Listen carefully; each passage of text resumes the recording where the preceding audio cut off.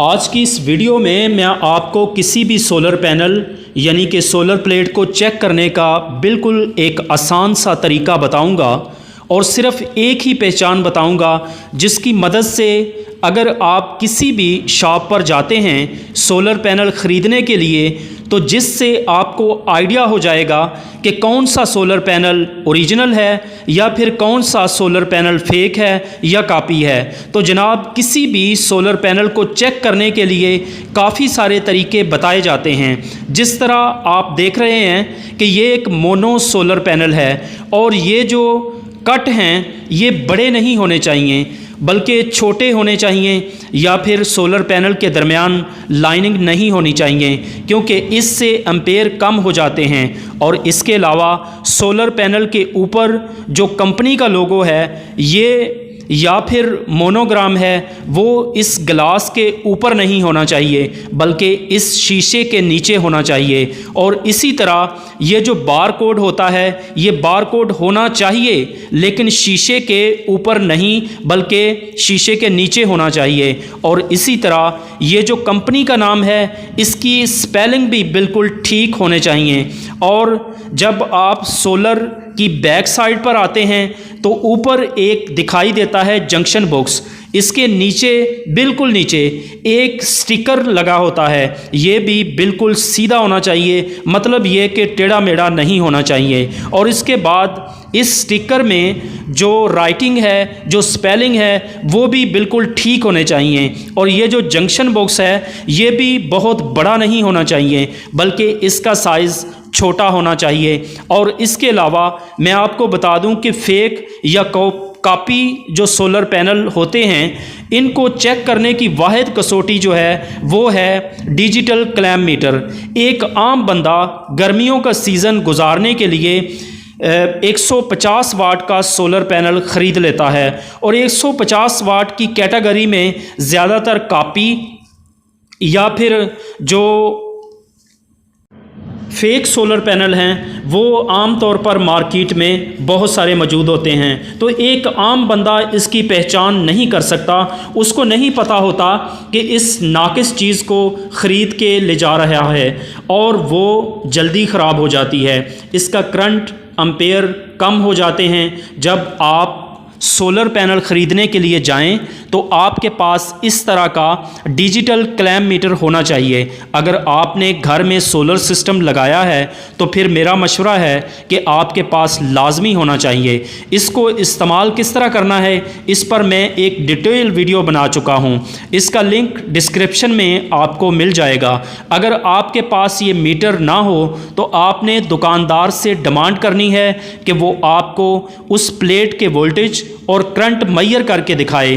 तो आपने जब इसके वोल्ट चेक करने हैं तो इसकी रेंज को आप वोल्ट वाले ऑप्शन पर रखनी है। आपने इस बात का ध्यान रखना है कि इसकी रेंज डीसी पर होनी चाहिए।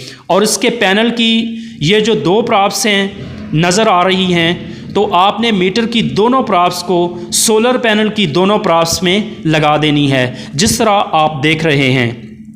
ये सोलर पैनल इस वक्त जो वोल्ट शो कर रहा है वो है 20.5। तो आपने एक चीज़ को जहन में रख लेनी है कि जो प्लेट 150 वाट, 160 वाट, 170 वाट और 180 वाट की होती है इसके जो वोल्टेज होते हैं वो 19-21 होते हैं। अगर आप प्लेट के वोल्टेज को चेक किया तो उसके वोल्टेज 19-21 के दरमियान आते हैं तो इसका मतलब है कि वोल्टेज के मामले में वो प्लेट बिल्कुल ठीक है।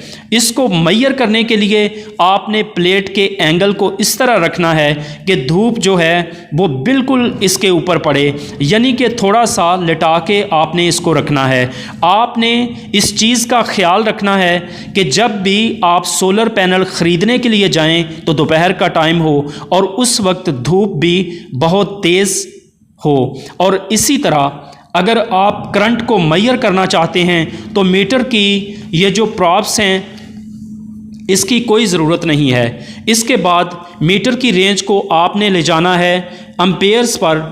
तो आपने इस बात का ख्याल रखना है कि डिस्प्ले पर डीसी का ऑप्शन होना चाहिए। तो आपने सोलर पैनल की दोनों प्राप्स को कर देना है शॉर्ट, मतलब आपस में मिला देना है, और इसके बाद आपने क्लैंप करके देखना है कि आपने इस बात का ख्याल रखना है कि जो 150 वाट की प्लेट है उसका करंट कम से कम 7 एम्पेयर होना चाहिए। तो जनाब 150 वाट से लेकर 180 वाट की जो प्लेट्स होती हैं इनका करंट 7 से 9 एम्पेयर होना चाहिए।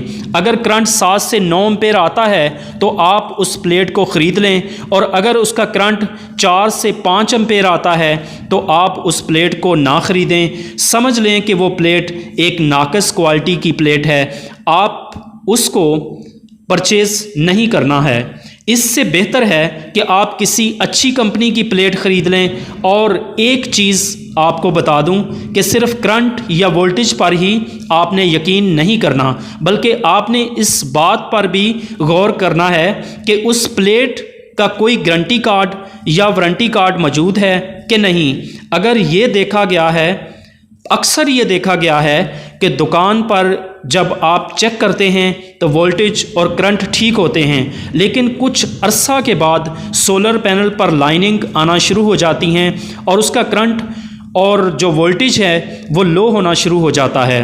तो बेहतर है कि आप किसी अच्छे ब्रांड का सोलर पैनल परचेज़ करें, चाहे वो 12 वोल्ट की कैटेगरी में हो, चाहे वो 24 वोल्ट की कैटेगरी में हो, ताकि नुकसान से बचा जाए। मैं उम्मीद करता हूं कि आपको सोलर पैनल चेक करने का ये जो तरीका है, ये जो मेथड है वो समझ में आ गया होगा। तो मज़ीद इस तरह की इलेक्ट्रिकल के रिलेटेड वीडियोस देखने के लिए मेरा चैनल इलेक्ट्रिशियन ऑनलाइन को सब्सक्राइब कर दें। मिलते हैं किसी और नए टॉपिक के साथ, तब तक के लिए खुदा हाफिज़।